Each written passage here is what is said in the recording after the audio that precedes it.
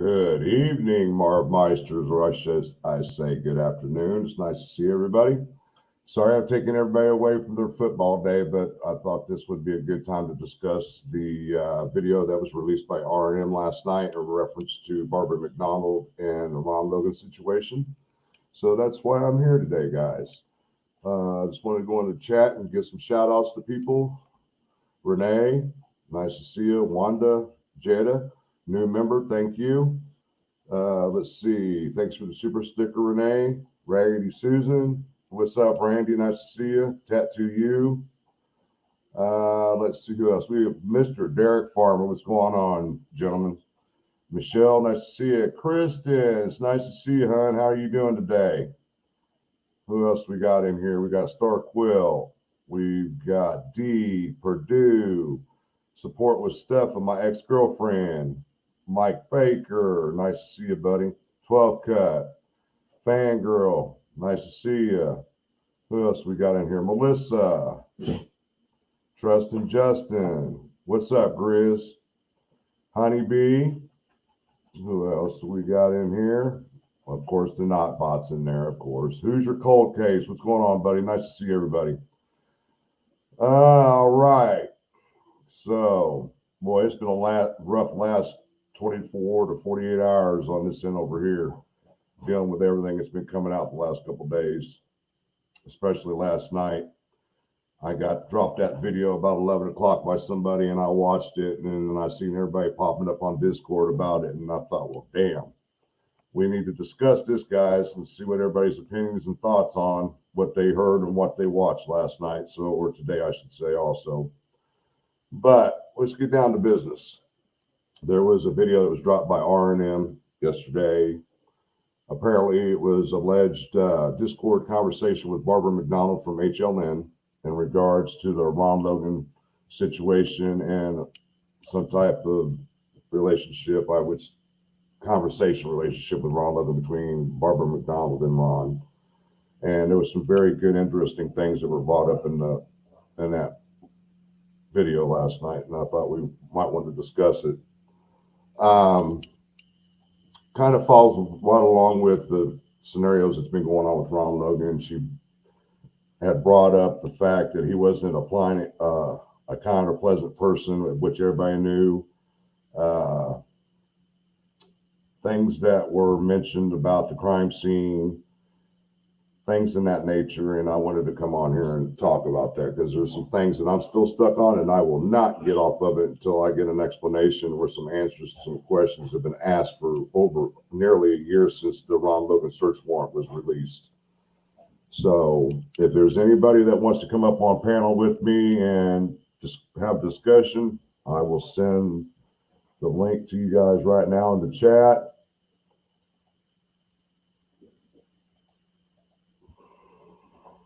There you go, guys. Anybody wants to come up? Let me put you guys up. Now, the big question that everybody's been asking that I've seen so far today, was it really Barbara McDonald that was into that discussion last night? Oh, having trouble connecting. What is going on here? Well, back to what I was going to say. I've talked to a couple people in regards to this, and we are trying to reach out to Barbara to see if it was actually her, and this is my opinion as of right now. I'm pretty sure Barbara McDonald's probably already seen the video, and if it wasn't her, Barbara would more than likely come out and say, no, that was not me, because she's very active on social media, guys. She's always on Twitter posting things in that nature. She's in some of the groups here on Facebook and things in that nature also. So I tend to believe that it is Barbara right now until we get word from her that it was not her that they were holding a conversation with. So we have to leave it as it was Barbara at the time being until further information comes out debunking that it was her. I did wanted to bring up, hi Olivia, nice to see you. One thing that really stood out most to me is when Barbara was talking about something took place later that evening after the girls had perished, and she even stated around 3:30 the girls had perished. Bud Bundy, nice to see you, buddy. But she did bring up something that happened that night, and I tend to believe what she's saying, because you guys have to go back. Me and Purdue RN and several of us have discussed this on numerous occasions. You have to explain Ron Logan's phone GPS coordinates at the crime scene. Now, when Barbara made that statement about something happened that night, that lines up with the coordinates from Ron Logan's phone. Another thing that I want to bring up about Ron Logan's phone is that we all know, according to his search warrant PC, is that either he received or sent texts out at 2:09 p.m., 7:56 p.m., and 10:16 p.m. Okay, this is what I'm not understanding. They did not tell us who he was in contact with. Is it something they're trying to keep away from the public that they're going to use during the trial or is in the discovery? Or is it that a burner phone was used on the other end? That's the question. And maybe that's the reason why they did not tell us who he was in contact with at those times. But they did tell us who he was in contact with the next morning, guys. At 9:30, they obviously told us that he was in contact with his cousin, creating an alibi for the day prior. And I'm stuck on that. And it's not going to go away until we know the actual facts when it comes out if Ron Logan was actually involved. I tend to believe that I don't believe he was bridge guy. I don't tend to believe he actually committed the murders, but I do tend to believe that he is involved some way indirectly, which means that when they approached his house and asked him if they could search his property because the two girls were missing, what if Ron Logan did go out on his property around 8 o'clock that night and discovered the girls and started freaking out and started making texts or phone calls to an anonymous person, which we don't know who that is, and saying, hell, what the hell am I supposed to do now? And started doing things to the crime scene to make it look like it was staged. Another thing that was brought up to me today, which makes a lot of sense to me, is that these alleged photos that are going around, clothing in the creek, is that part of the staging? I tend to believe that is part of the staging. What is everybody's thoughts so far? I'd like to have somebody come up. Purdue, you want to come up and talk with me? Because me and you have discussed this in numerous times, and we come to the conclusion on some things that we tend to agree on some things. If you want to come up, put yourself out there. Randy, come on up if you want to come up also, Randy. Anybody else? Kristen, if you go to R&M, they posted a video last night allegedly having a discussion with Barbara McDonald through Discord. And they presented everything that was discussed. Kristen, do you want to come up, hon? And let me put the link back one more time.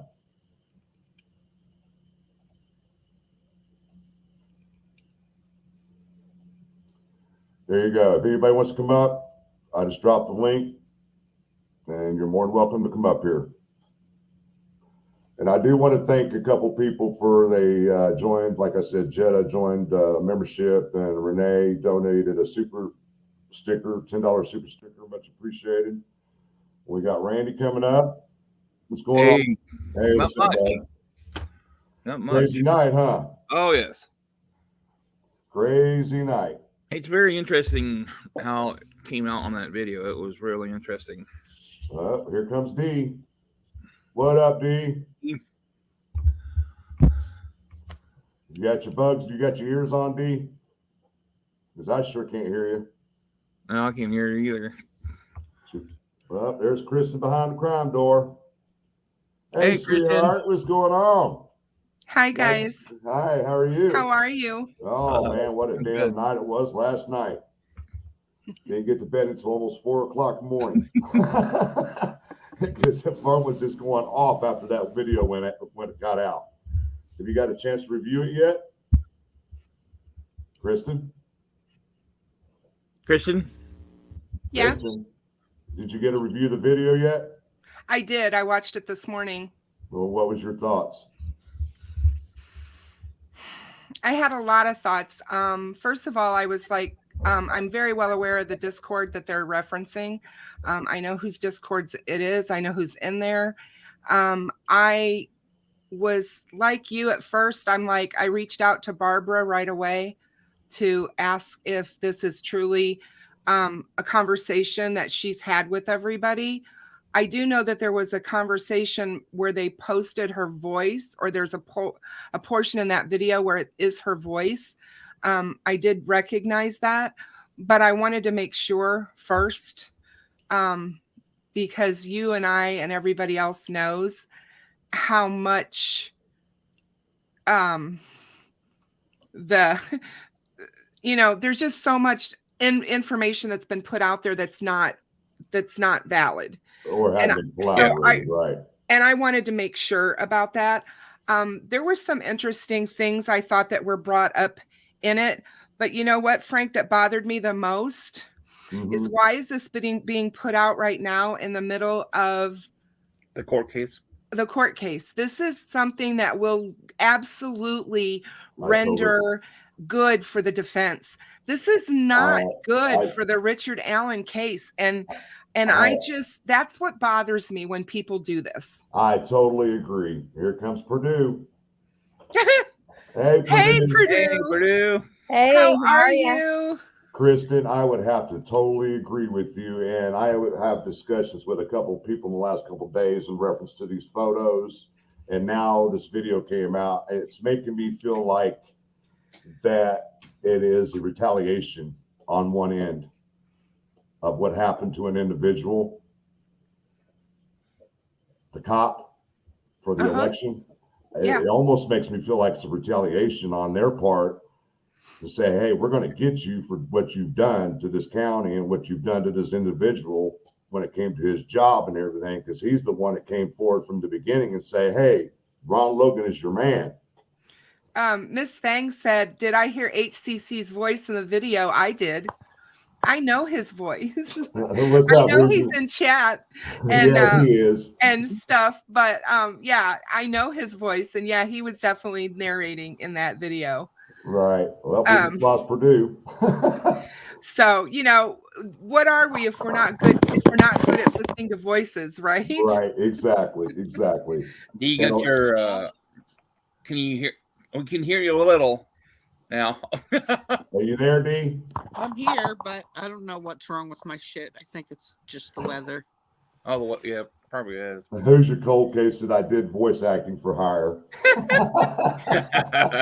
We know you did. and you have a great voice, though, so it doesn't. But you can't mistake his voice. No, it's not him. at all. Nice to see you, Foxy lady. Good to see you in our chat. But it was very interesting, the conversation when she brought up the nighttime, something happened at nighttime. And I said, well, that just correlates with the GPS coordinates with Ron Logan's phone being at the crime scene. And I told everybody, I said, you got to understand, Barbara McDonald is the most expert person when it comes to this case, besides law enforcement. I agree. She knows everything that's going on, and she's going to give us a little bit here and there, but she wants us to figure it out. That's the way I'm looking at it right now. She's not going to come in, because the threat allegedly that she got threatened by Doug Carter, that I'll have you arrested if you write a book. He has no authority to do that. Right. Whatsoever. And the gag order does not apply to media or social media. People need to understand that also. It's only applied to the people that are directly involved in the case. Prosecutor, defense attorneys, witnesses, and things in that nature. Police officers, the coroner.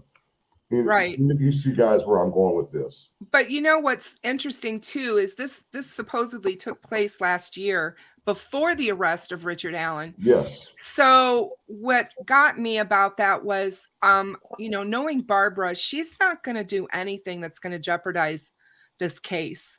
She's not. Right. Even on the back end of things, I just don't see her doing that. And I don't think she's going to be very happy if this is truly her, that this has been put out there that way. I believe she would have responded by now on Twitter if it wasn't her. Yeah.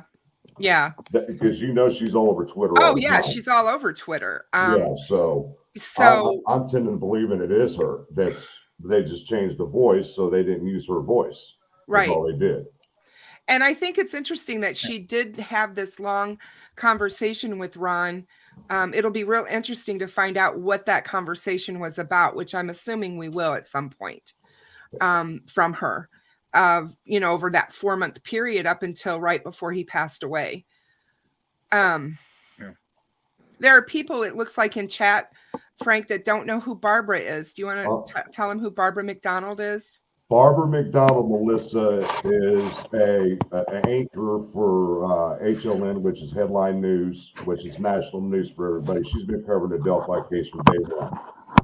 And she's basically the only one out there that's really deep dived into this case and has been on it from day one, like I said. And anything that comes out, she's going to tell us.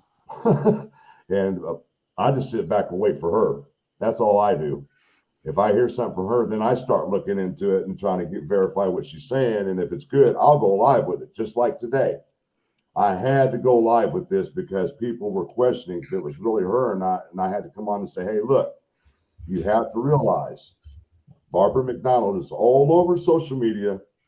I'm sure she's already seen the video or she's been notified of it. And if it was not her, she would directly come out and say it was her, because we've asked her about things that's been said allegedly by her, and she's come back and replied quickly to us. Oh yeah, I'm sure she would. I mean, she is a professional by every standard. I firmly believe that she's not going to do, like I said, she's not going to do anything that's going to put her in jeopardy. She's not going to do anything that's going to put the case in jeopardy either. Right. That's just how I feel about her. She truly wants justice for Abby and Libby, like the rest of us that are up here right now. Mm-hmm. I don't believe that everybody out there, Frank, wants justice for Abby and Libby.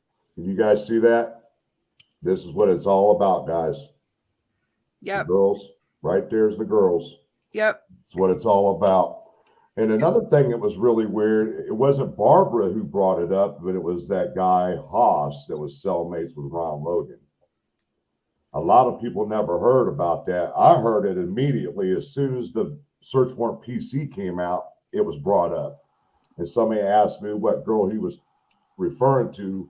I'm not going to say the name on the live, but I know the name, and I'm sure you do too, Randy, Kristen, Purdue, and Dee. Dee, I told you who it was. Yeah. That who he was referring to when this alleged act was taking place. Yeah. So I've heard it. Yeah. So look at Derek's, man. You put a hell of a panel together in 13 seconds. Hey, Purdue, what's your thoughts? Well, I'm with the panel and Kristen. If it is legit and Barbara McDonald's heart is in the right place, and she is one that wants justice for the girls, and 100%, that's what I think as well. So if it's legit, I think there probably are some good potential nuggets of truth in that. And we'll know more, obviously, as time goes on. Why isn't there we go. Angela L. is, she helps a lot in our group. She also helps with a lot of different Facebook groups. And Barbara McDonald is an expert in the Facebook group that she's in. She's already tagged her. So I imagine Barbara already knows about this. So she hasn't responded. So that's telling me right at this moment that it's all legit. Yeah. So... But you guys got to remember, I did a video. Well, actually, I did some recording out at the crime scene back in October, and I put Ron Logan's phone at the CPS building. The 209 text or call he received is at the CPS building. And we just haven't played the video yet because we're trying to fit it in with all the other cases we're trying to work. So, and I also did a video down at the crime scene with Who's Your Cold Case. A lot of people's like, well, how did you use your phone to get to the coordinates? I said, we didn't. We used a digital compass. It doesn't take a signal. I was in the military, and that's all we used was compasses to get to coordinates we needed to get to. So those coordinates to me are legit. I found the crime scene. I painted a tree orange. I don't know if anybody's seen that. And I also painted a tree within 5 feet away from where Ron Logan's phone GPS coordinates were.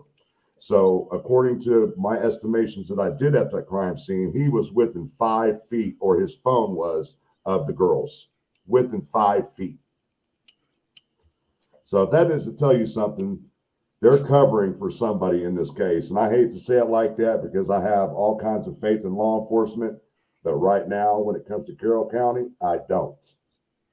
I do not. Because they buffled this case from day one. Yeah, and I go back and forth on that, really, honestly, Frank, and I think you know that from just watching me, but I really want to stick behind them at this point in time, only really because I want to wait until we have all the evidence. But at the same time, I understand everybody's curiosity about what may or may have not gone on. There's a lot of tentacles, we've been told, around this case, and the tentacles may not be what people think they are. And that's where we've got to be careful. People are thinking tentacles as in others involved and all of this, and the tentacles may be something completely different. Yes. And just like Barbara in that video last night, Barbara believes it was a lone act and it was just a random act. So we don't know now. From that, we got to contemplate, well, is Keegan Klein involved? Is he truly involved? We need to find this out. We need to find connections with Richard Allen and Ron Logan. I mean, there's just so many things that we need to look at now. Just from watching that video, it's just like, man, this is throwing a spin on everything. Yeah. And the problem that I have with the Richard Allen thing is his admittance is going to get him convicted.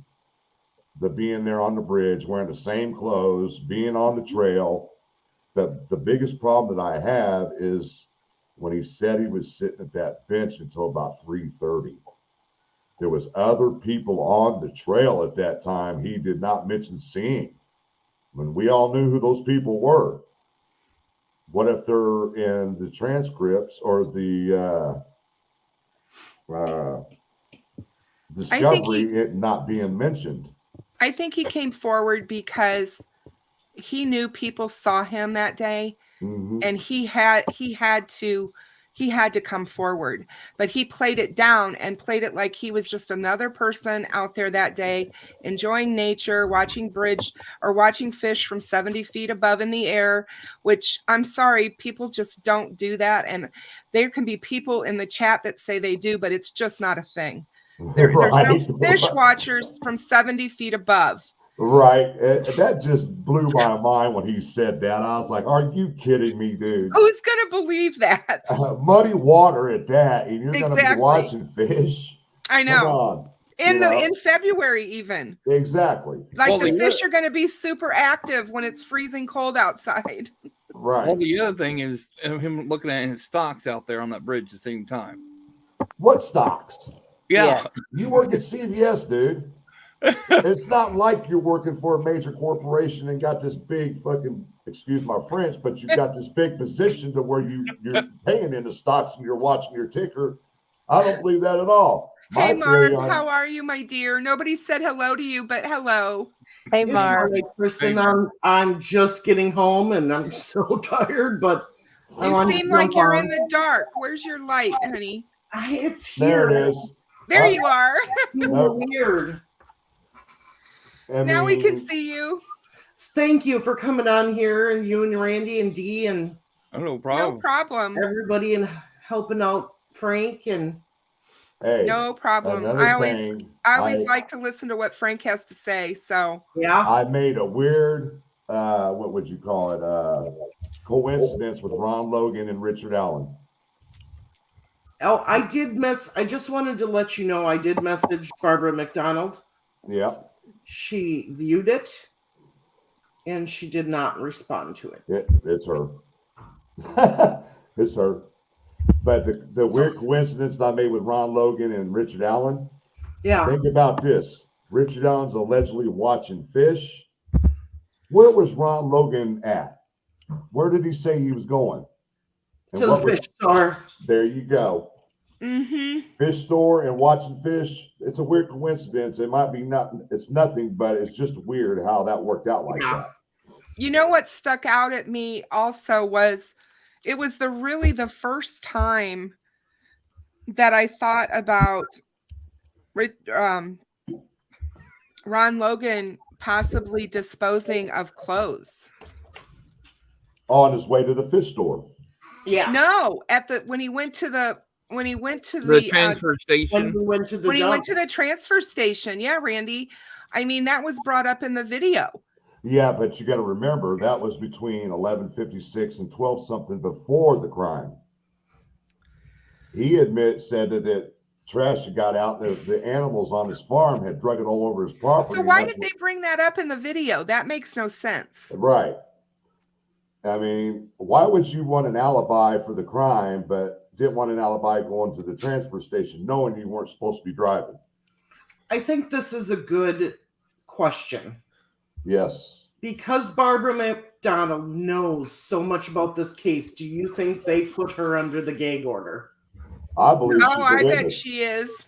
I believe she's a witness. And that's why she's I not think she will be a responding. witness as well. If she had that kind of communication with Ron Ron Logan over that period of time, there's going to be a lot that she's going to be asked about.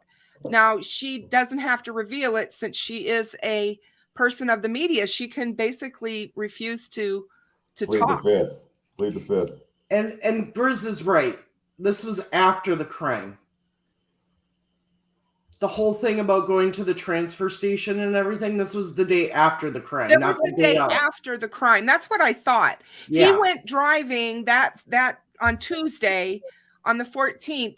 He went to the transfer station, and they put out in their video that he was getting rid of clothing for someone. Is what they said, and then went to the fish store later in the day. Makes sense. But like I said, we did a.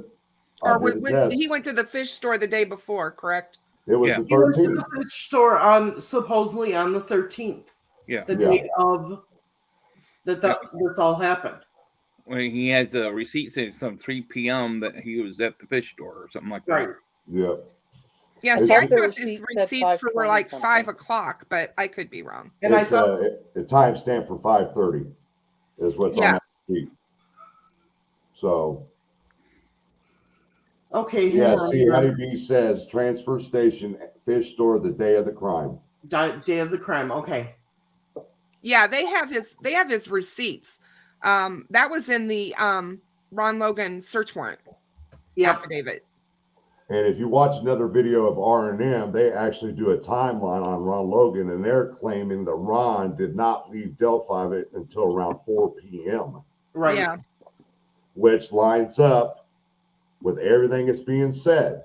Now think about it. The lady said she saw that guy walking down 300 with muddy, bloody clothes around 3:57 p.m. that day. Lines up with Ron Logan leaving Delphi at that time. Okay, but my problem with that whole situation is you got Derek, you got Tara, you got Cheyenne, and all of them at the Mears lot around 4 p.m. Why didn't they see him walking down 300? Unless they're hiding it from us in the discovery and not letting us see it. See, they're not going to tell us everything they have. Right. That's what I tried to explain to people for months now. When you put out an affidavit that we saw, they're not going to put their whole case in there. There's a lot of evidence we don't know about yet. Derek, There could very well be a lot of witness evidence that we don't know about yet. Right. Exactly. Derek Farmer, the camera at the transfer station was working. Ron Logan was caught on it. He was. So, Yeah. Bud Bundy, we are talking about a video that R and M. So, if you type in to YouTube R and the and symbol and M, Here, I got the link. I'll Oh, post the okay. link. I got the link on there. I posted it earlier up in the chat. Yeah. But it's. I'm still on to Ron Logan. He's not off my list. I mean, he's never going to be off my list. The clock was. I've heard that the clock at the transfer station was wrong, but they have verified what time he was there. Yeah, they did. They said it was off like about 10 minutes or something like that. Yeah, Honeybee says something about 20, but Yeah. But Randy, Derek says I meant the timestamp. Sorry. Oh, well, it would be on there, and on the timestamp on the camera. So I don't know what timestamp it was showing him on the camera at that time. Yeah. But I think somebody's right. I think that timestamp hadn't been changed from daylight savings time or something from the fall, and it was wrong. But they were able to figure that one out. Yeah. I was Go going to ahead. say, you guys, I'm sorry, I'm a little bit delayed, I think, so I apologize, but I wanted to chime in. Frank and I have talked about this too. For the FBI, for some people to still be so sure of RL's involvement somehow, there has to be more evidence. Obviously, we're not privy to. Obviously, they didn't have enough evidence to charge him with anything, but there's gotta be strong evidence that we don't know about, that Barbara McDonald may know about, the FBI knows about, of RL's involvement, which explains the false alibi, why he felt compelled that he needed that. And to Frank's point, the GPS coordinates, it kind of brings that all in together. And to me, that's one of the tentacles. Somehow, RL is involved. Not necessarily in the actual, I'm not saying in the actual murders. I'm saying somehow he stumbled, he tried to cover up, he was afraid his DNA. I don't know how, but to me, R&M's in the chat, guys. Nice to see you guys. Hey, R&M. Hi, So- R&M. Yeah, Cindy, I agree with you. Ron isn't off the list. I don't think he was bridge guy, agree. but I do believe that he did something after the fact. But you also got to remember, in the PC for Ron's search warrant, the girlfriend said that he was basically a sex addict. And if you go back to Open Secrets, Derek Kurtz said that Ron Logan was a dirty old man. Now, how would you take that being a dirty old man? The only way I can think of is that he was a perv. Yes. Yeah. That's the way I took it. So was he involved in something that no one knew about, like Keegan Klein's situation? You got to think about that. I mean, he could have watched pornography and they would have called him a dirty old man. Yeah, but for him, the alleged conversation with the cellmate, what Ron Logan allegedly did, tells me if that actually happened, that's a perv move right there. Yeah. That is perv. Well, he could have came to our walk that day because Steph ran into him in the parking lot. He could have came down through the wooded area where the Mears wooded area over to where we stand at the bridge. Wow. Yeah. It's just, it's twists and turns. Now, what I'm waiting to see happen is when the trial starts, the prosecutor's going to say, Ron Logan was involved, but there's nothing we can do because he's deceased now, as being the other person involved. That could be. Yeah. And that's why they didn't push the issue. Mm. So, I mean, somebody else is here. Dee's back. We got a panel full here, boy. Angela. What's everybody's thoughts on this? Do you think the prosecution is going to put Ron Logan in there somewhere?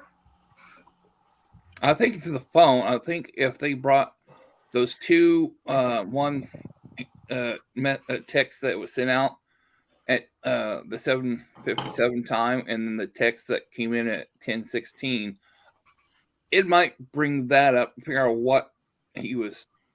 Up to, Yeah. right. Mm. You know, and you also, like I said before, they didn't tell you. That was almost an indication to me they couldn't figure out who he was in discussions with because it might have been a burner phone and they couldn't track it back to somebody.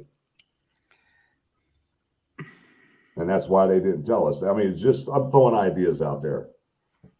You know, you got to look at all angles from every direction. I don't care if it's one, I mean, you know what I mean? But You have to, whenever you do an investigation of anything, you have to look at everybody and everything. exactly. Everything, no and matter y'all- how painful or how whatever. An investigator doesn't go into it with emotion. We all have emotions about this case because of whatever reason brought us to it. But investigators are not supposed to do that. They're supposed to, be have no partiality at all. They want to find the solving of the case or whatever it is that they're investigating. Right. And so, these guys go out, and of course you're going to look at the most obvious that's in front of you first, which would have been Ron Logan. It was his property. You find people murdered, and you find wherever, especially if you find them on private property, you're gonna want to look at that person. They're immediately going to be the number one person to look at. Exactly. And then he comes out that day, whenever, wearing similar clothing to what Bridge Guy wore. Yeah, So the next day in his interviews, that did not make no sense to me. Why would you want to dress like the guy they're looking for? I think because that's how he dressed. I mean, I'm serious. I just think that was Ron. Yeah. And then Barbara made a good point. She said he might have been 77 years old, but you wouldn't think he was a 70-year-old man the way he was up and down them hills. Right. He's a farmer. Farmers tend to be very athletic and very strong. Exactly. It does not, you have to be a strong person to flip bales of hay. Trust me, I've done it. I know. It's not an easy job. Well, I talked to his cousin. She told me when we were out there one time, she said they all played as kids through that area. They know that whole entire territory. So they know the ins and outs, where up the hills, down the hills. They know where they are. They wouldn't got lost. Right. Okay, so I'll go back to the comment that Frank wanted, but Digital brings up a great point. Don't forget all the rumors about so many people at his house. Maybe he realized he was used or set up and tried to counter that. It's very possible, because if you did want to make it look like somebody else committed the crime and you were trying to stage the crime scene and all of that, wouldn't it make sense to point that to that person that lives on that property? Right. I mean, it's not rocket science, guys. I mean, that's, we always look at things so intricately and dissect every single little thing, and sometimes it's just the most, I don't know, it's right in front of our face. It's the most logical, I guess. And I think one of the misjustices of this whole case is that they waited so long to search his property. They should have done it right away. For somebody who was looked at right away as the possible suspect, to not go into that man's home until a month after the crime, that was a mistake. Yes. Well, the first warrant went to Maxwell's house. That's where the first went. Well, and that's fine, but why didn't they get a warrant for Ron Logan's land and house right away? And Randy, wasn't that because there were text messages between him and Libby? Don't know. That's what I've always heard. That's what sent them to that home. Right. Now, I want to get to Judge Mendel's comment. Ron actually has claimed to his former love interest that he killed a prostitute overseas while in the Navy. This was brought up about his military background in one of R&M's videos. I'm going to explain that to you. The reason they said they couldn't find nothing on him with his military background, I'll explain why. Because of me being in the military. back in 1975 or 1976, the archive department for the U.S. military active duty and veterans caught on fire, and a lot of documents were burnt up. Yep. That is most likely the reason why they could not find anything on Ron Logan in his military service. I remember that. And I've heard about the alleged him killing a prostitute in Italy. It was in Italy where he was stationed at. I've heard that rumor, but no one can ever clarify it.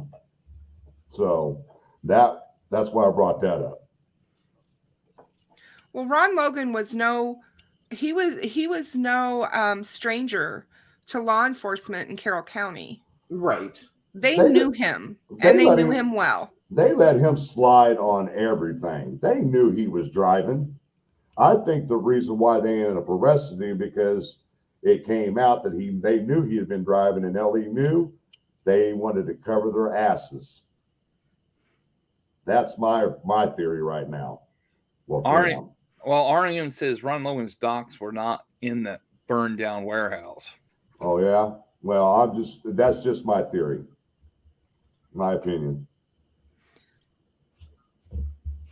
And people are saying the reason he was wearing the clothes is because he hadn't seen the video yet or the picture. So when he did those interviews, that wasn't out yet. So he had no idea. He never changed his clothing anyway after Right. that. He I know. still dressed the same way. I mean, in 2020, he took Barbara back down there and walked her down that hill, and he was still wearing the same clothes. I know. So, I mean, that to me just shows you that was Ron. And that's how Ron dressed. Right. And I caught the Gant walk on Ron Logan in the video last night when he was walking back up the hill, and I said, "Oh my God, look at that walk! Look at BG's walk." I'm like, "Oh my God!" But I've always said, and I'm going to keep saying it, I believe they altered that photo for a reason, not to tip off the perp. That's my theory. A lot of times law enforcement does many, many things that we don't understand and won't until everything finally comes out in court and the whole story is told. And I know that this case has been maddening to all of us because there's been so much information held back and we feel like they've been so quiet about things. But all I can say in that is, look what happened just recently in Idaho. And look how they were being quiet up there and not talking about things. Kudos to them. Yeah. For what they did up there, because that is how it should happen, is exactly how it happened. And I'm just going to side on the fact that they know more than we know. This is their job. Let them do it until we know more. Right. It's real easy to say there's a conspiracy out there and that there's all this stuff going on. I'm the very first one to say, I believe there's corruption in Carroll County. I am not one that's never said that. I do believe that. I believe that. That's why Flora is not solved. Yes. Right. It's because of corruption. I agree.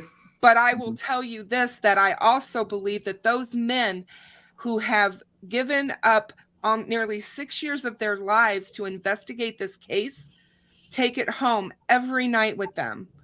I believe they want it solved, you guys. I mean, they saw some of the most horrific crime scene details that none of us ever want to know or see about Abby and Libby. Yeah. Yeah. I know that at the beginning of this case, there was a couple detectives supposed to go on vacation. They dropped the vacation so in order to take help on this case. I know it said at the beginning. I think some of them have postponed retirement. Yeah. To continue to be on this case. Yeah. Do you believe there's a cover-up going on? No. Well, you got to consider cover-up could be part of corruption. Yeah, I know that. But I just, at this point, no, I don't feel that there is one. I did, Steffa. It was very sad. I'm very sorry to see that. I did see that this morning. It is so sad. If you guys are aware of the twins that were kidnapped, yes, one of the twins has passed away. Oh, Yeah, Oh. yeah, 6 months old. And they haven't told us yet why. We don't know what's going on there, but yeah, it was so hard to hear. I think the reason everybody says there's a cover up is because they won't release information. Oh, I do too. And until we get all, I mean, we can all shout cover up right Right. now Yep. because of that. But I think we're going to learn more about there was corruption, but not necessarily a cover up by all the evidence that's going to come out in the trial of what they actually have. Well, They I know, just weren't releasing anything. but I'm look how long scared it not took. all the truth is going to come out. Sorry, Yeah. but Yeah. that's what my biggest fear is. All the truth won't come out. If you look at what's going on in Carroll County right now with law enforcement and all of the lawsuits against the sheriff's office, you can't but help wonder. And I understand why these people have these conspiracy theories around that because of what's going on there. I definitely think it's a good old boy network. Oh, It's yeah. small town USA, rural Indiana. They don't want anybody in their business. They don't want outsiders coming in their business. That's how they feel as a city whole. Yeah. I'm sorry. That's just how it is in small town America. Right. And that's how their politicians, their politics works and everything. And so that doesn't surprise me. It's just, what word did I need to use here? It's no coincidence that they arrest Richard Allen a week before the election. How strange is that? If they've known about him. It could be a coincidence. It could be, Frank. They may very well just found out about him. And got the information they needed and in order to do the search at that time. Yep. We can't come out and say it's because we don't know yet when Richard Allen became on their radar. We don't know for sure yet. But I think that Paul Holes had something to do with that, my friend. He was out there this past summer. Yes, he was. And I think that there was investigators brought in to take a look at the case from front to back because they were feeling so, I don't know, stymied, whatever. They were like at a standstill and they needed help. And I think they finally did ask a group to come in. And I think Paul took a look at the case. I firmly believe that until I'm proven wrong. I firmly believe they went back over all the tips too that they've received because it was what they were getting wasn't going anywhere. 10 days before they searched the home of Richard Allen, Paul Holes on his Instagram account posted a photograph of a guy in a jumpsuit in jail with underneath of it, it said, somebody's going to be feeling this real soon. Wow. See, I don't follow Paul a whole lot because he's in and out everywhere all the time. So it's kind of hard to follow him because I have his books back here on my bookshelf. I think the guy's really, really smart. Yes. And he's I do follow him. But that was on his Instagram, you guys. Didn't he break the Golden State Killer case wide open? Yes, he did. Him? Okay. Yeah. Okay, hey, Danger Dave, how are you? Says, okay, true or false, the case file for the Delphi murders exists entirely in paper format. No, I don't believe that for a second. Well, the only things in paper format is in books. I think it's paper and electronics. Yeah, it's going to be both. There's still a little old school there, and then they're starting to do the new school. And I know this from experience because I have spoken about, I called the recorder's office and spoke to the lady in the recorder's office in Carroll County about Ron Logan's property. She said he bought the property from his ex-wife, and I believe it was 1976. And they said it's still on paper. They haven't even uploaded anything to new computer systems or nothing there. Yeah. So they're still back in the Stone Age. when it Well, comes it's to technology. expensive. Yeah. It's This is expensive why- to update things into computer formats. So it's just a lot of things are just, oh, boy, I don't know what, I don't want to say weird, suspect. I mean, just like what is going on here? 1 minute it's this, now it's this. Yeah. I mean, it's like somebody's trying to throw everybody for a loop. It's what Bogey it feels says- like. Yeah, Bogey says, could the defense have evidence removed that was submitted after a search without an affidavit? The defense can ask to have anything removed. Yeah. Doesn't mean that the judge is going to honor it unless they have a good reason to remove it. I don't know, but I can't wait to get to the bond hearing. That's what I'm waiting for because I will Be right back, guys. Okay. I'm attending the bond hearing, and I'm anticipating on Nick McClellan coming out with some type of evidence explaining why Richard Allen does not deserve a bond. Yes, that's going to be very interesting. Yes. And I want to be the first one to report on it if I can. I told you to get there early, didn't I, Frank? Yep, that's exactly what we did last time. Got there at 7 a.m. And we were like the 30th person in the line. It's like, yes, we're getting in here. You can't say that the Delphi case was never put in digital format because the FBI were involved and the FBI was taking tips, and that would have been in digital format. I got a question on that. Why is the tip line still going back to the FBI office? When you call the Carroll County tip line, they transfer you to the FBI. I called. No. Well, get this, okay? All right. If you call the tip line or the non-tip line, it still goes to the FBI tip line. Yeah. Yeah. Don't It's make like, no sense. it's like if there was a real murder or something, or you need help, why is it going to the FBI tip line? You're trying to get your local police to come out and to help you. I'm like, something's Olivia, if there was an improper search, of course the judge is not going to allow it in there. Oh, of course. Yeah. That's a given. That Yeah, is a given. these guys are not. I think Frances Gull is a good judge from what I've seen so far of her. And I think that they know the law. Now, honestly, we could say this about anything. There's good and bad of everything. There's good and bad people in the world. There's good and bad in every profession.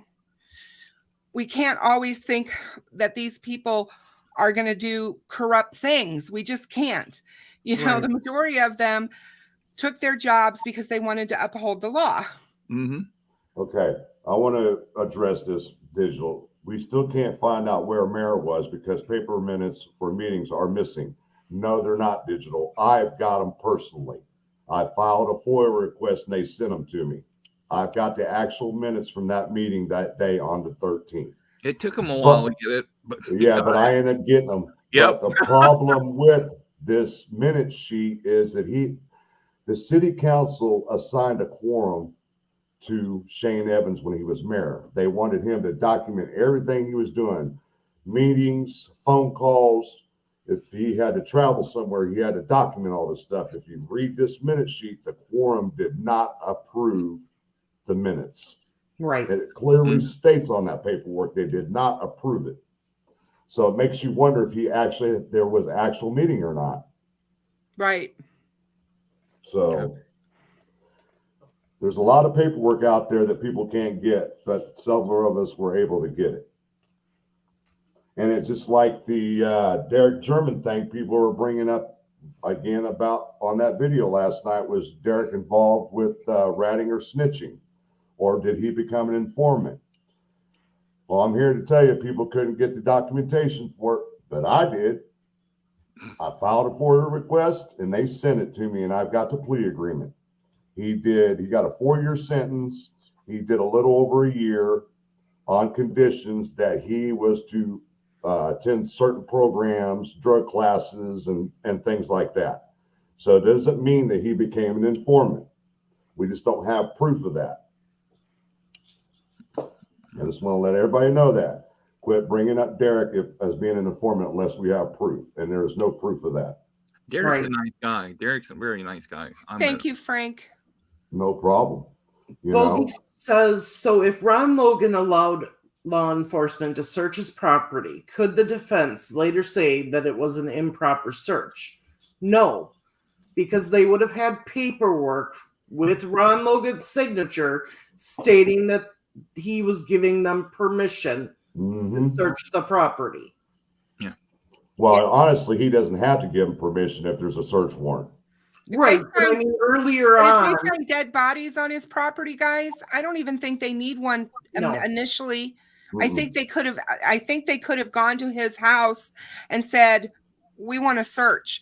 They didn't do that, obviously, for whatever the reason. I still don't understand why they didn't go into the house. When was the actual search of the outbuildings? Did they do that first? Yeah, I believe that Yeah, was the search by his probation officers when they did that. Okay. That's what I thought. So they searched the outbuildings first before they got the search warrant for the house. Mhm. Jason Jensen's in the chat. Good to see you, Jason. Hey, Jason. But yeah, the term that I like to use, and Barb don't like me using certain words, but this case is a clusterfuck. It is. I agree. It is a clusterfuck. Amen. You know, and then when this came out, everybody started tripping last night about that video, and boy, that's why I was up until 3:00 this morning. My phone would not stop. I was like, and finally got on there. I said, man, I can't shut my brain off, guys. You guys got me wondering. So that's why I wanted to do it. I was going to do a video late last night. And I was like, nah, there's another channel that's live right now, so I'm not going to interrupt them. So that's why I did this live today. Digital says, I'm going to rewatch this one at least twice. So much being covered by so many with knowledge and integrity. You got it. Thanks, Well, Digital. yes. You're always right there. I appreciate you so much. Oh, and R&M says, as a convicted felon at the time of the murders, Ron Logan had already signed a Fourth Amendment waiver. They could have searched his home at any time. Why didn't they? And it makes you That's just the crazy question. why they didn't. You can only hope that they will use this case as a case study and learn lessons. Here again, if we compare and contrast even the Idaho murders and how quickly all the different branches came together and worked together, I can only hope that there already have been lessons learned from the Delphi case. Well, sure. Yeah, absolutely. Because we were told years ago that the head of the FBI was being briefed on this case, on the Delphi case, quite regularly. Yes. So I think that I definitely think, if anything, the FBI is going to be using it as a training case Yeah, of things to do and things not to do. Agree. Mhm. Olivia too says, now what are the chances Ron Logan is the guy on the bridge? I do not see that man on the bridge as Ron Logan. Mm-mm. There's two people if Richards was seen on the bridge and nobody saw Ron Logan, no, he wouldn't have been there. He wouldn't probably be on his property somewhere. I mean, you got to think about it. The lady that said she sat there at the north end of the bridge and was watching Richard Allen on the first platform, that tells you right there that it wasn't Ron Logan. Right. I mean, So no, I do not believe it's Ron Logan on the bridge. I don't believe that Ron Logan participated in the murder No. of the girls at all. Agreed. I don't know that he might not have some sort of a tentacle involved in this case somehow. Exactly. At the But end. I'm telling you, he did not commit these murders, and he was not. I believe it was a lone wolf, and I believe at this point in time that it's Richard Allen. I I don't have anything to say that it's not. Right. Agree.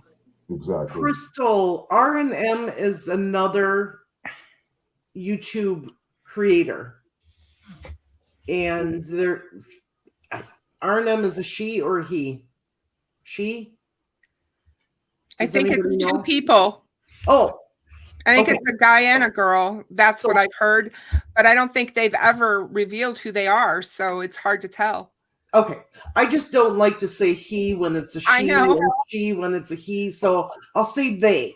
Yeah, it's just they. I think R&M are two people, and that's Okay. So Yeah. so they are YouTube creators. They do most of their stuff, all of their stuff is videos, Yeah. not live streams. Yeah. And it's R, the and sign, M, if you're gonna look them up on YouTube. And then there was the rumor that they came said out. they works. Go ahead. That works. And I know that we've got a lot of conversation in the chat about Ellis and Gabe Ellis and Tyler Joe French. Yeah. you know, yeah, When that's I've- always been I- rumors and everything, but we just can't verify anything. When I I think looked the at the young sketches sketch, are a red herring in a lot of ways. Yeah. I think we spent way too much on the time on the sketches in this case. And I think Barbara, if, she states in R&M's video, that too much emphasis was put on the description and that it was wrong. well, that was blatantly obvious. Of who Bridge Guy was is what I'm talking about. How hot, how tall he was, how big he was, all of that. And we all kept hanging on to every pound, every inch for years. Well, then you got when they decided to remove all that information off the wanted poster. That told me right there they are lost. They don't know how tall he is, how much he weighs, what color hair. I mean, think about this. At the beginning they said the perp does not have blue eyes. Richard Allen has grayish blue eyes. I think they did that to deter him from thinking, well, damn, they know I got blue eyes, so they're going to come after me. So they gave another color to his eyes to make him think they're not looking at him. Okay, so for everybody in the chat that's asking, I just put in the link to R&M. And it's not to the specific video, it's to their actual channel. Yes. So go on there and then click on videos and you can see all of the videos they've done on Delphi. They have got a lot of good videos on this, guys. You guys need to check them out. So interesting, guys. Very interesting. D, Yeah. you're quiet. I can barely hear you back there, young lady. Who? D. She Yeah. had My volume mic was problem. muted. I'm just waiting for a turn. That's all. Go All right. ahead. Your turn. Your turn. My turn. R&M, this video you guys put out has blown my effing mind. I, would fight some people on Ron Logan's involvement or non-involvement, and you guys, that video has really set me for a loop, dude. She was freaking out on Discord last night. It was. I didn't sleep. I haven't gone to bed yet. She said, I'm on my third or fourth time watching it. I was Tripping out. like, wow. So thank you for your work, and thank you for stirring things up. I have watched the Eye of Papa's. whatever his name is. Papa's. Yeah. And he's got some good videos too. he's got good videos. I'm sorry, I know a lot of people don't believe in psychics and tarot reading and stuff like that. But if you go back and you watch certain ones, they've had some things right. Hey, do me a favor just a second. I want to point this out real quick. Please do not name who people are when it comes to creators when they're putting these videos out. There's a reason why they got initials, guys. Yep. We do not want to expose these people. We can give their channel name. That is it. Okay, that's No not good. doxing. Yes, No please doxing. don't do none of that. It's against YouTube's rules. And it's against our rules. We are Yeah. we're strong about that. Yep. Same. Hey, Jason, do you want to come up, bud? I'm going to put him in here because he's got the knowledge too. And oh, there we go. Got it? Yep. All right, Jason, there's the link if you want to come up, man. Oh, and look at this at Optimus Prime. Incorrect. But we do love Matt. Yes. That's why you don't name people on this channel. Some of us know who R&M is, and we just leave it at that. We don't expose people by their real names. I don't care about my real name being exposed. My name is really Shane, but I go by Frank. I could really care less if my name is exposed. Like Kristen. You get to see the real me. This Exactly. is me. I'm Kristen. And Yeah. y'all know, I mean, when I was on TV, they gave my real name. You know me. Mm-hmm. Jenny Marvin. That's why I go by Marv. You're We Jenny too from the many- block. We know you. Too many Jennifers in this world. This is not the first time in my life that I've gone by Marvin since I got married. My one job, we had 5 Jennifers. Before I ever saw you, I was always wondering. I was like, is Marvin a woman? I mean, I was Everybody not sure. assumes I'm a man because I go by Marv. Well, Yeah. let me explain how I got the name Frank. When I was in the military, I used to wear a flat top. Square head, the whole works like Frankenstein. So people started calling me Frank. And it stuck with me for 40 or 30 something years. And that's why I go by Frank. What's up, Jason? Hey, not a whole lot. I don't have too much time. I'm waiting for a client to call me, but until they call, I'm good. Well, Okay. let's get your 2 cents on R&M's video, bud. Oh, it's very well done. All of their videos are very well done. I've been bragging to them for months that they should really be doing a documentary for Netflix. Yeah. And then don't you work closely with them? Well, In as some close fashion. as they'll let me. It's not like I make any decisions for them. Sorry. Which dog's barking? Jen's dog. Yeah, sorry about that. Calm down, guys. No.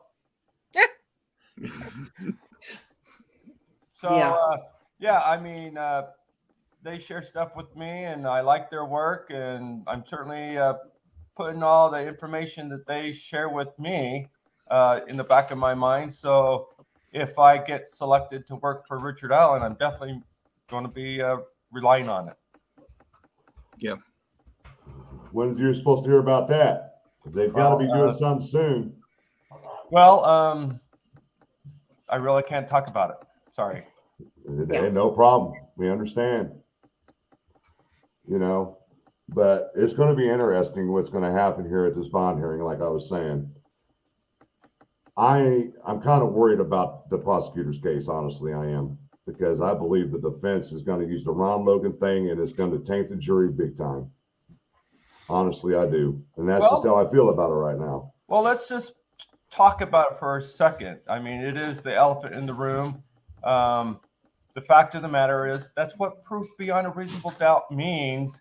And it's not unique to Richard Allen's case or his defense. The fact of the matter is a prosecution in any case, especially a murder, has to overcome all other possible theories. And you're not doing a good job as a defense attorney unless you can come up with a believable defense that you can present to a jury. Because why would you fight it if you don't have a theory? Because if you can't convince the jury that maybe someone else did it, then why are you contesting it? You should try to mitigate it and just negotiate it down from a first degree to a manslaughter or something like that. Mm-hmm. Or conspiracy after the fact or whatever, you know. And just remember, guys, always remember that just because a case from the outside looking in looks like a slam dunk on the prosecution's side, we've got Casey Anthony and we've got OJ Simpson that Yep. come to mind right away. Oh, And yes. so slam dunks are not slam dunks. No. And you have to have good expert testimony to go over all of your evidence. They need to, when I say good experts, they need to be well vetted. They need to have experience. They need to know the craft that they're discussing and talking about. And that all plays a big part in how jurors take in that information that's being told them in this evidence. We've got a lot of circumstantial evidence in this case, I'm afraid.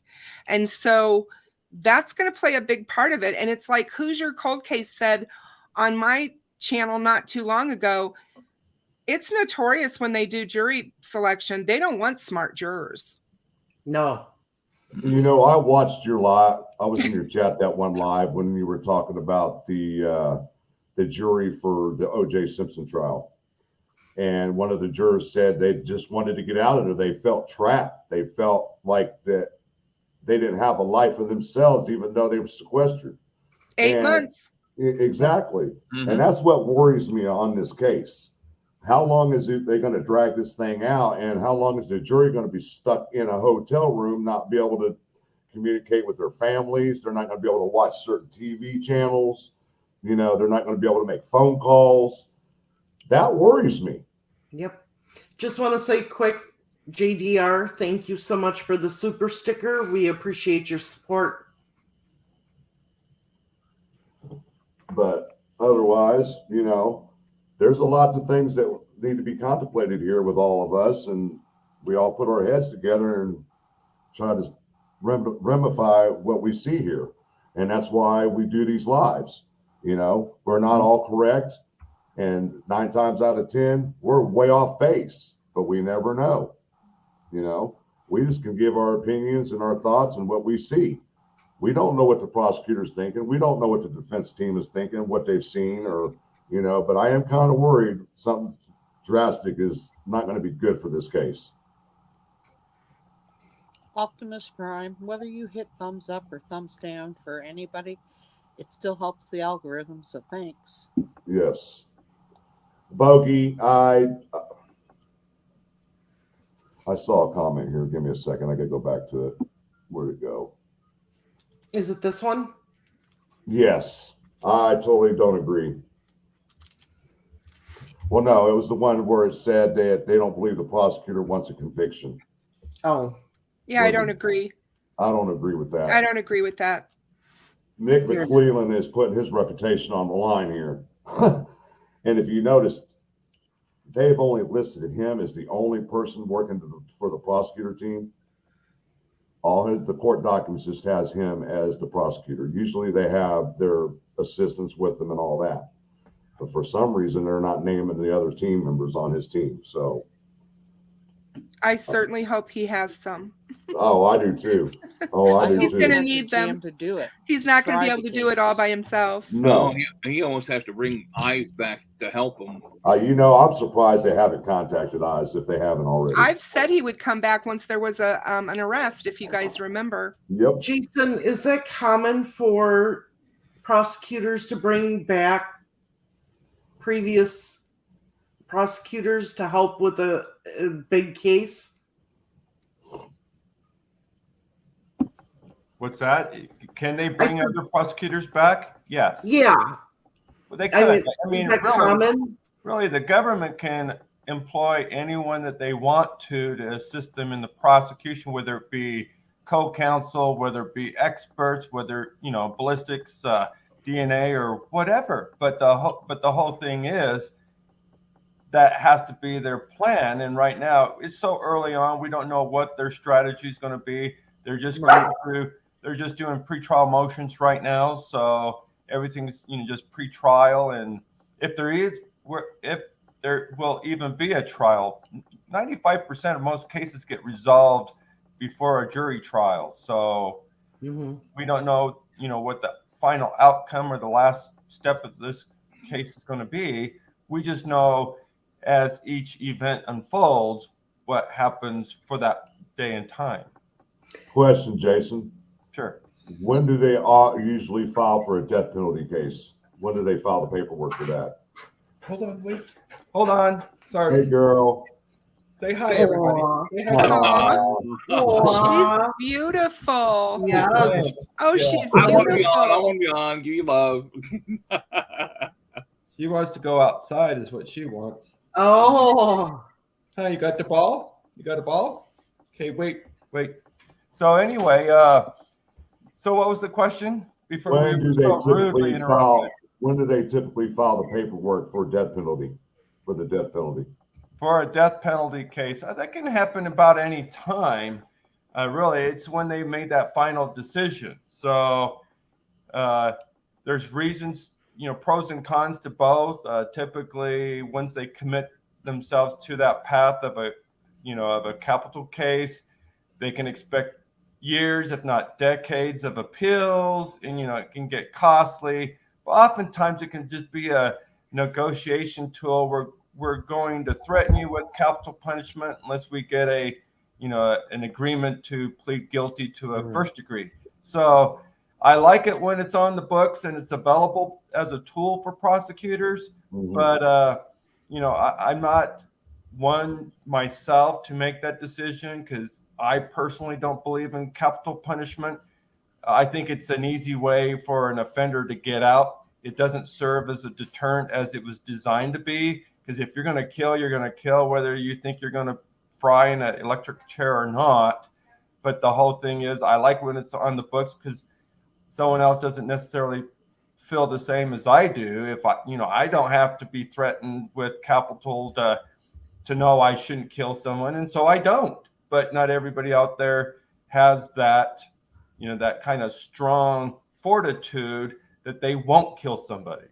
Somebody wants to spank you, Jason.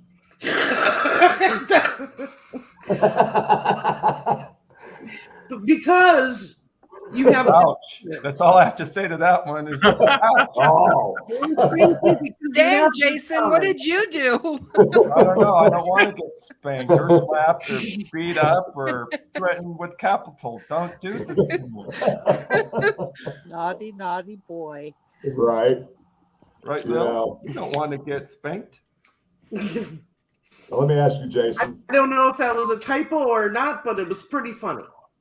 Yeah, we all need humor in our lives. Sometimes sometimes true crime is too dark, and so it's always good to have a little levity in our lives. For Right. sure. Yep. That's for Mhm. sure.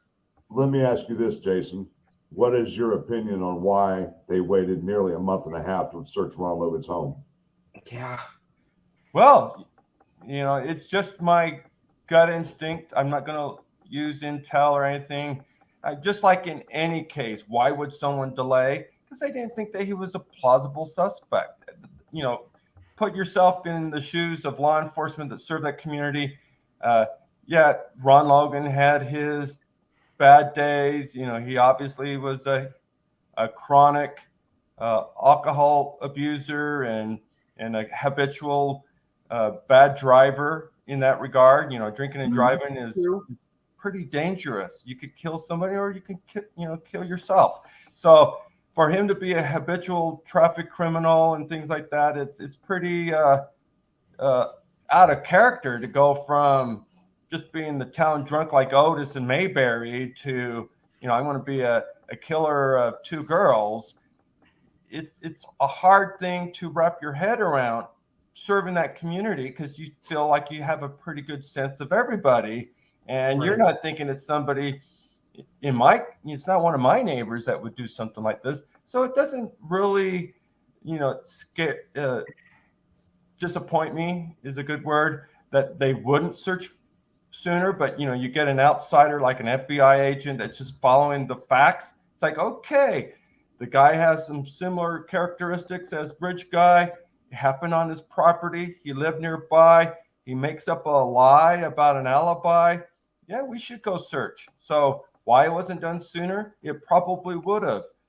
Did they try to knock on his door and get someone to answer? Mm-hmm. I'm sure it'll come out in testimony at some point. Right. All right, Jason, you're safe. That was an error. She's so sorry. You should have just left it there. You were actually a star for a minute.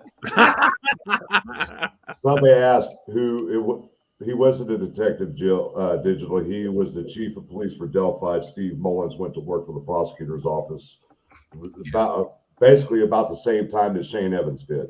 Yep. Okay. Lynn GMB put in chat that will anything be said because the death penalty wasn't in effect until after the murders? That is not true. The death penalty has been in effect in Indiana since 1977, October 1st, I think to be exact. But they haven't put someone to death since 2009. It's because of the chemicals and that they're using, and they think it's inhumane, and they're not wanting to buy chemicals from these pharmaceutical companies. That's why they haven't put no one to death in Indiana in such a long time. They can't find anybody to supply them with the They drugs. do have the electric chair, though. Yes, they do, up in Michigan City. Yes, they do. Let's see what else we got in here.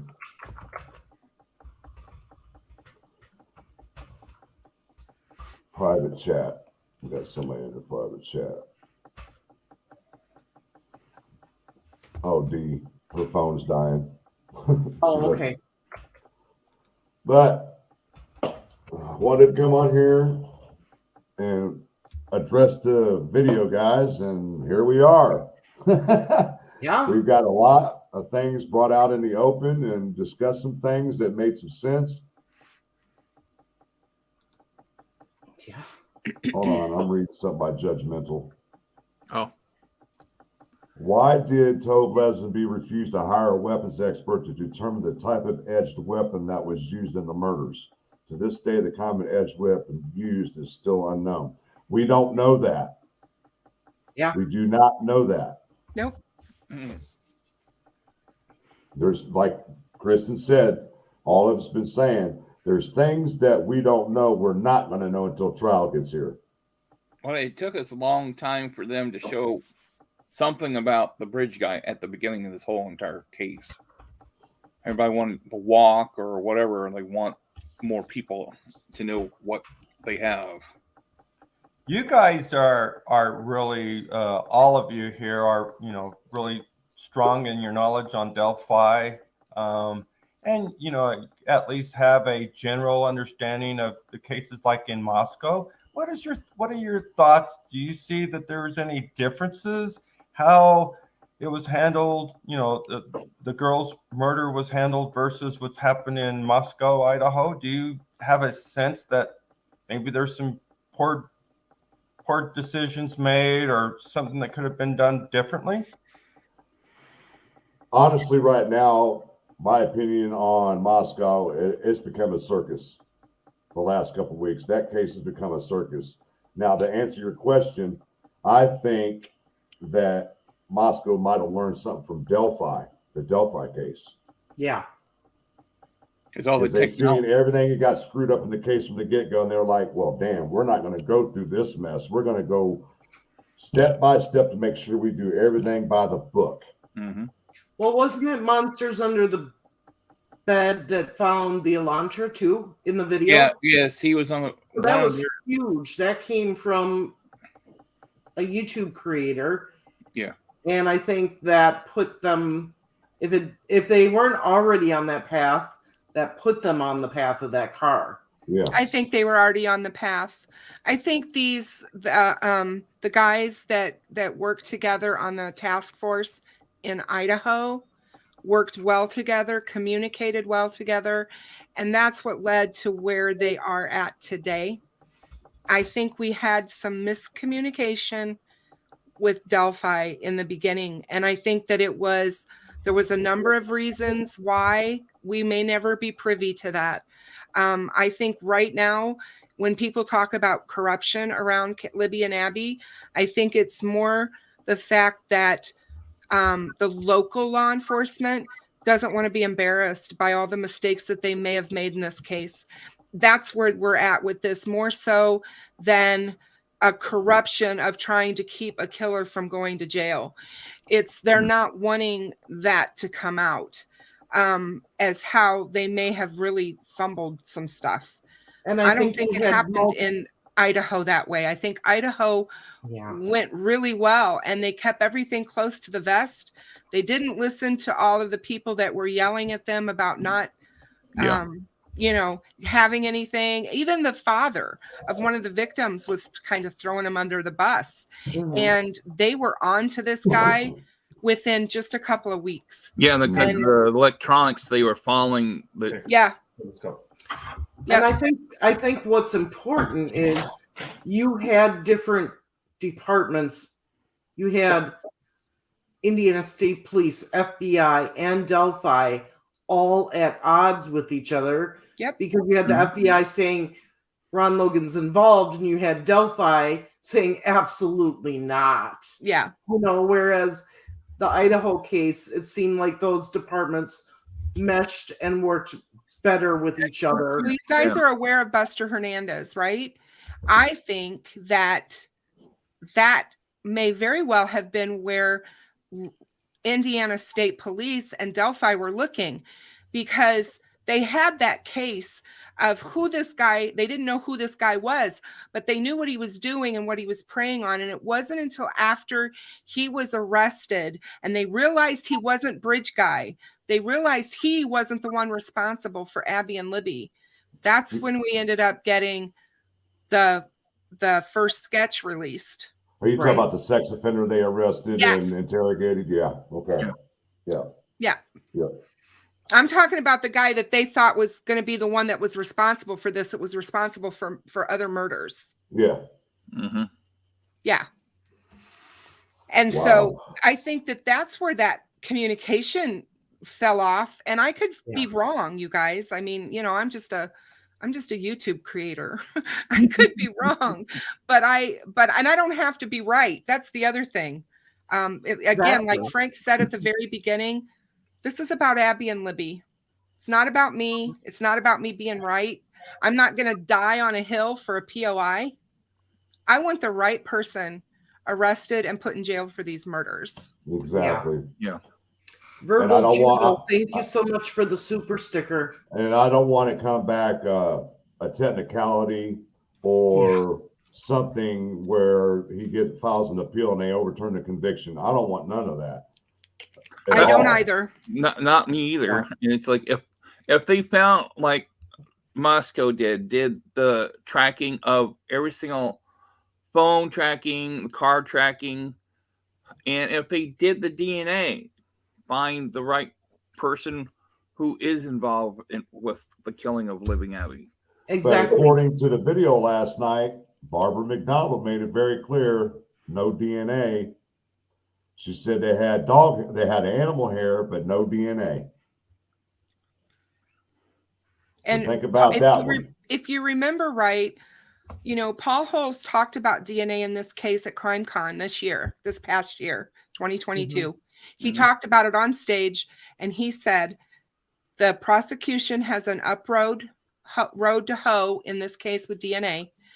And the reason being is the way he explained it was when you have a perpetrator's DNA mixed with a lot of DNA from the victims, it is almost impossible to get a profile or get a complete profile that you can present in court. And we know how bloody this crime scene was. We've already been told by that in an affidavit by the FBI. And Robert Ives. And Robert Ives. Yep. So, but I just wanted to do a live on this thing. We've been here an hour and a half, guys. A lot of information's been discussed. Everybody needs to absorb and think about what's been said. And if you guys got any questions, you're more than free to contact me, Marv, Randy, Kristen, because put them in the bottom of the video. We'll try to answer them there too. Thanks you guys so much for having me on. And Randy, it's so good to see you. Nice to see you too. I'm so glad you're feeling well. Thanks. Thank you. But yeah. And you too, Jason. Love your little girl there. Thanks, Kristen, so much for joining today. Yes. No problem, you guys. And Randy, we appreciate it. Oh, no Love problem. you all. Talk to you soon. All right, guys. All right. But yeah, we've been here an hour and a half, guys. Just wanted to come on, and we wanted to address this situation with the video from R&M and get thoughts and opinions from several different people on the platform tonight. And you got that. So you take the information, you absorb it, you think about it, and if you have any questions, concerns, or anything that might help try to figure out some things, you've got our email, you got Randy's email, you can shoot us messages, whatever needs to be done, and we try to is the best that we can to answer everybody's questions. You got to remember. Don't forget, we have a Facebook group. Yes. The reason for that Facebook group is for everybody to join in there and be able to talk to each other about all of this stuff when we're not live. And they do that. Believe me, they'll get in there and hammer things and talk about things, and that's why it was created. So Yeah, well, if you have any ideas of what I go out there, tell me what you want done out there, test something out, I can go out there and see what happens. But to end the night, want to say I love every and each and one of you that was in our chat tonight. We really appreciate everybody coming out. We will be, Marv, are we still doing another live on updates on from other cases tonight, or how you want to do that? Let's do it tomorrow. I need sleep tonight. Okay. We'll do a live tomorrow night just to follow up with some other cases like Harmony Montgomery. Yeah. And cases like that. We just want to give updates. What's her Amaya? Yep. Don't forget we have Discord also. If you're not a Facebook person, you can jump into the Discord and have discussions there. Yep, sure can. But otherwise, guys, Randy, much appreciated you coming in. Thanks for everybody in the chat. Love you. Want to say until next time. Peace out. Bye, everyone. Guys. Love you. Thank you so much to everybody who sent super stickers or super chats. Oh, remember, we have a merchandise catalog. Yeah. If you guys want merchandise, t-shirts, hoodies, tumblers, etc. in that nature. We also have memberships for anybody that's not a member. We have memberships. Go in there and join a membership. You get perks. We have members only lives. We've only had one so far, but we're working on it, guys. Because me and her, she's working several different cases behind the scenes, and I'm doing a couple cases behind the scenes. So we've been busy like crazy, guys. So don't take it personal when we're not doing lives when you guys want us to. It's just we're just so swamped with so many different cases that we just can't jump on. It takes a lot of investigative work, research, and things of that nature. So you guys got to just look at it that way.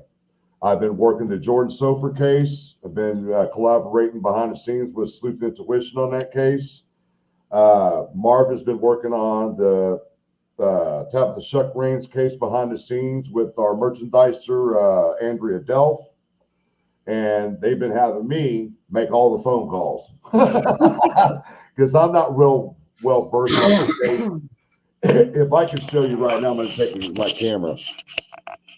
Nope, we just see your background. You got to take your background off. Oh, never mind. Well, I started printing off the Tabitha Shuck Rains case, all the documents and all the court files and everything that we have on that case. I'm up to about 1,000 pages I've already printed out, guys. I got 3 binders.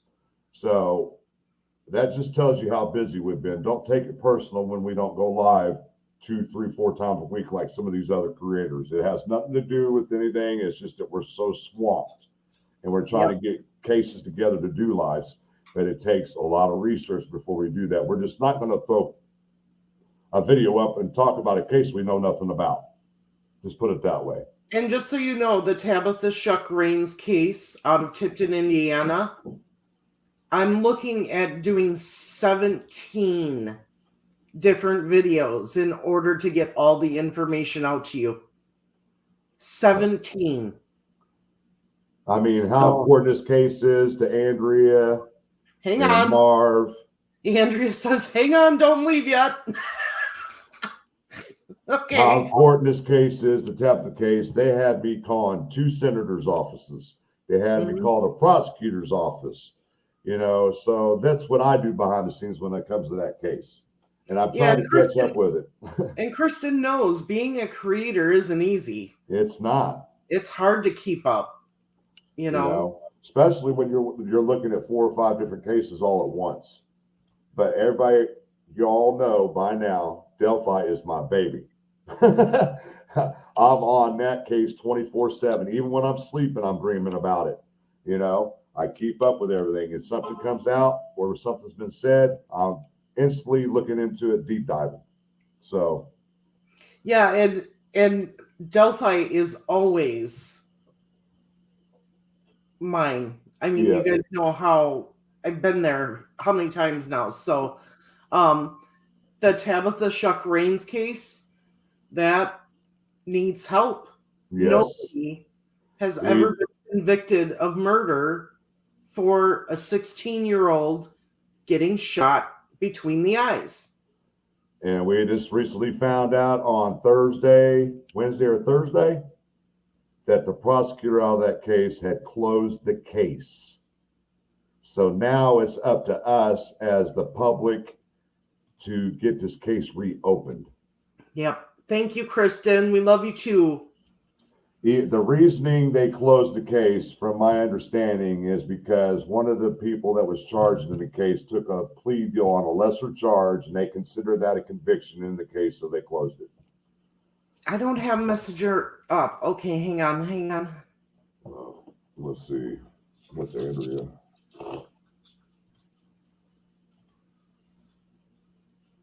Yeah. Oh, okay. Hang on.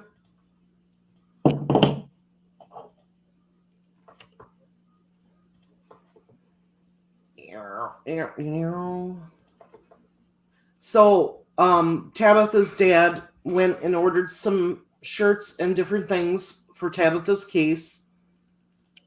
So she just wants us to know that she does have tumblers made. For Tabitha's case. There you go. Those turned out awesome. And there's 2 different types. So Hey, Andrea, while we got you here, I got a question. Do you guys do ball caps? they can If pretty you much do anything. Because I got a specific ball cap that I want done for myself personally. I don't know who all wears ball caps, but me, because of being in the military, it's just a normal thing. I got a big bald spot right back here from wearing a hat so much. She says yes. Okay, I'll get with you because there's a specific design I want done. We might use the Marvin Frank logo, but I also want my name on there. So Mark says, good evening all. At D, their products are top notch. I picked up 2 Tabitha tumblers today at their shop, getting t-shirts Tuesday. So grateful for all the help we receive. Yeah. we're in constant communication with Tabitha's family, guys. So, and as